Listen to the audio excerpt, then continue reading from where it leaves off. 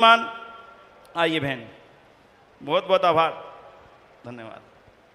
अब मैं अनुरोध करने जा रहा हूं हमारे अग्निहोत्री जी, जो बहुत ही सुलझे हुए वक्ता हैं, लेकिन समय की सीमा को भी वो मेरे से ज़्यादा मानते हैं, समझते हैं।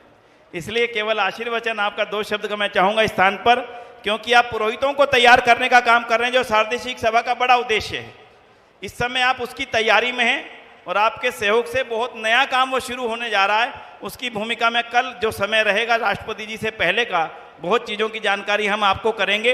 लेकिन एक विश्वास के साथ मानना, आर्य समाज निरंतर आगे बढ़ रहा है।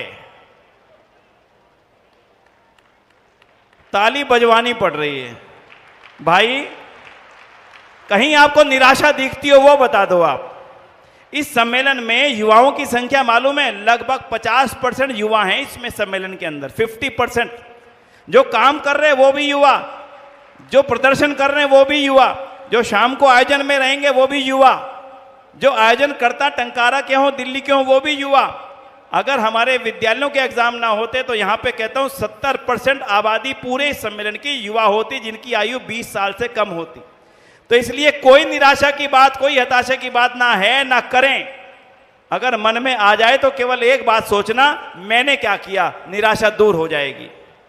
जैसे ही आप करना शुरू करेंगे सारी निराशा के बादल छट जाएंगे। ऋषि ध्यान की इस जन्मभूमि से हमने यही तो प्रेरणा लेनी है। 2 शब्द का निवेदन करूंगा आदरणीय अग्निहोत्री जी से, वे हमें आशीर्वचन दें। आदरणीय अग्निहोत्री जी। धन्यवाद आपका।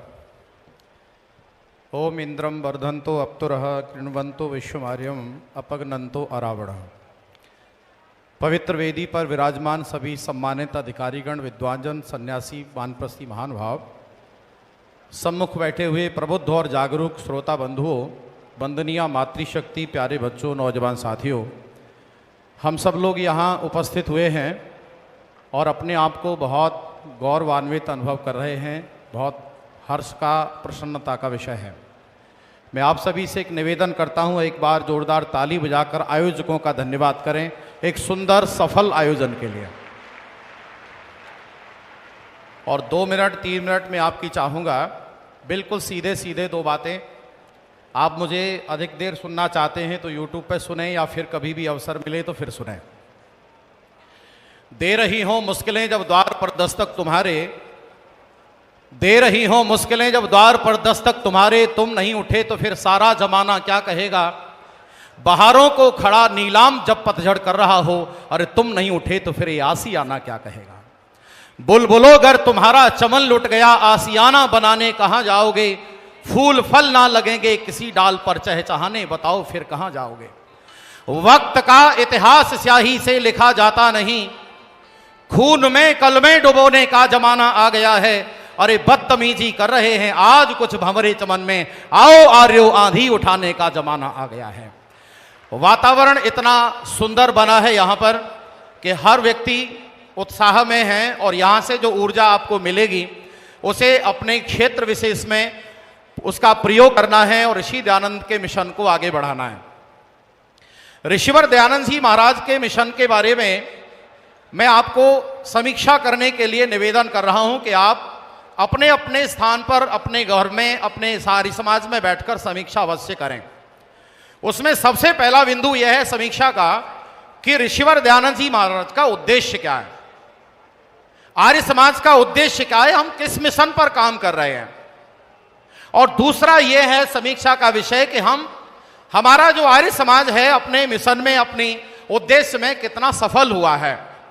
और तीसरा यह है कि हम वर्तमान के लोग क्या कर रहे हैं, और जहां जहां निराशा, हताशा है उसे उखाड़ फेंकिए और फिर मिशन पर लगी। और चौथा विषय समीक्षा का यह है कि हमारे पास योजनाएं क्या हैं जिससे कि संसार के आखिरी व्यक्ति तक भी दयानंद का संदेश जा सके। इस विषय पर समीक्षा करके काम पर लगना है। आप 4 बिंदुओं पर विचार करें तो पहला बिंदु आपके लिए यह है कि सारे संसार भर को फिर से वैदिक काल जैसी स्थिति में उपस्थित करने का कार्य आर्य समाज के उद्देश्य के द्वारा किया जाएगा। यह हमारा मिशन है जिसका उद्घोषण है कृण्वन्तो विश्वमार्यम। सारे संसार में वैदिक व्यवस्थाएं स्थापित हो जाएं, चोरी, डकैती, बदमाशी, व्यभिचार, दुराचार, अत्याचार, भ्रष्टाचार, घोटाले सब बंद हो जाएं। अंधविश्वास, ढोंग, पाखंड, कुरीति, अनाचार सब समाप्त हो जाए। अब आप अंदाजा लगा सकते हैं कितने बड़े उद्देश्य के लिए हम लोग काम कर रहे हैं। दूसरा उद्देश्य यह है कि कितना सफल हुआ है। तो हताशा की बिल्कुल आवश्यकता नहीं है। अभी जैसे भ्राता जी आपको बता रहे थे, अनेक देशों तक आर्य समाज विस्तार को प्राप्त कर चुका है, इसीलिए हताशा निराशा के लिए कोई स्थान नहीं है। हाँ, किंचित चिंता का या चिंतन का विषय यह है कि हम वर्तमान के लोग कहाँ काम कर रहे हैं, कितनी योजनाएं बना करके काम कर रहे हैं। योजनाएं इतनी अधिक हैं कि हम उन पर व्यवस्थित रूप से काम करें तो सामान्य से सामान्य व्यक्ति से लेकर बड़े से बड़े अधिकारी तक हम अपना संदेश दे सकते हैं।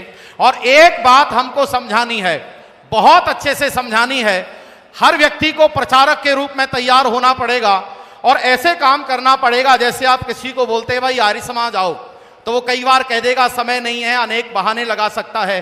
तो आप उसको इतने अच्छे से तैयार करो स्वयं को कि आप वहां खड़े होकर कहो कि अच्छा आर्य समाज में बाद में आना, पहले आप 2 मिनट दे दो हमें, और आप उन 2 मिनटों में आप बताओ कि आर्य समाज क्या है, आर्य समाज ने क्या किया है। स्वतंत्रता आंदोलन की विजय के साथ साथ मानवता का निर्माण, नारियों का उत्थान, दलितों का उद्धार, संगठन स्थापना और सारे संसार के अंदर जो अच्छाई दिखाई देती है उसका सारा श्रेय दयानंद और आर्य समाज को जाता है। आप अगर 2 मिनट में यह बता पाए तो अगले दिन वो आर्य समाज जरूर आएगा। लेकिन हम लोग उसे पहले दिन से ही उसे इतने अच्छे से टाइट कर देते हैं कि उसको आने में बहुत तकलीफ होती है।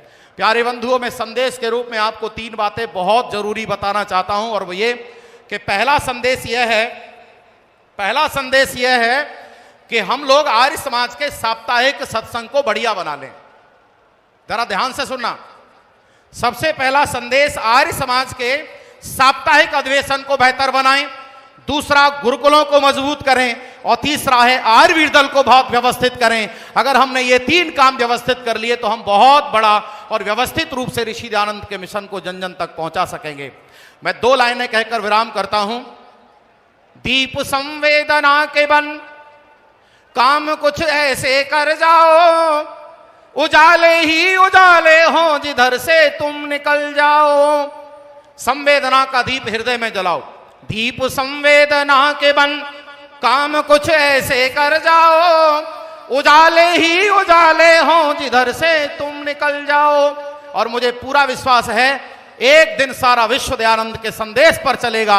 ये पूरा दृढ़ विश्वास लेकर के जाएंगे। बस हम काम कितना करेंगे उस पर आधारित होगा। आप सभी का बहुत बहुत धन्यवाद। बहुत आभार आदरणीय अग्निहोत्री जी का। उनका प्रेरक और मार्गदर्शन प्रवचन हमें आगे गति देगा निश्चित रूप से। उनके अंदर एक ही इच्छा है कि आर्य समाज का साप्ताहिक सत्संग मजबूत बने, और उसके लिए जो जो कुछ करना पड़े उसके लिए हम सभी मिलकर के तैयारी करें। तो मैं बहुत आभार करता हूँ आदरणीय अग्निहोत्री जी का। बंधुओं,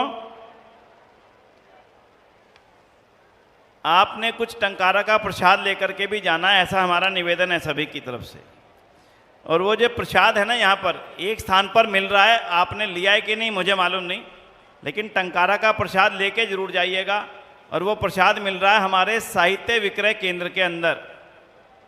जो वास्तविक प्रसाद है टंकारा का, जो पुस्तकें उसके अंदर मिल रही हैं, बिक रही हैं, वो ही वास्तविक प्रसाद है। इतना लेकर के जाना कि आपसे लोग पूछें जो अपनी तीर्थ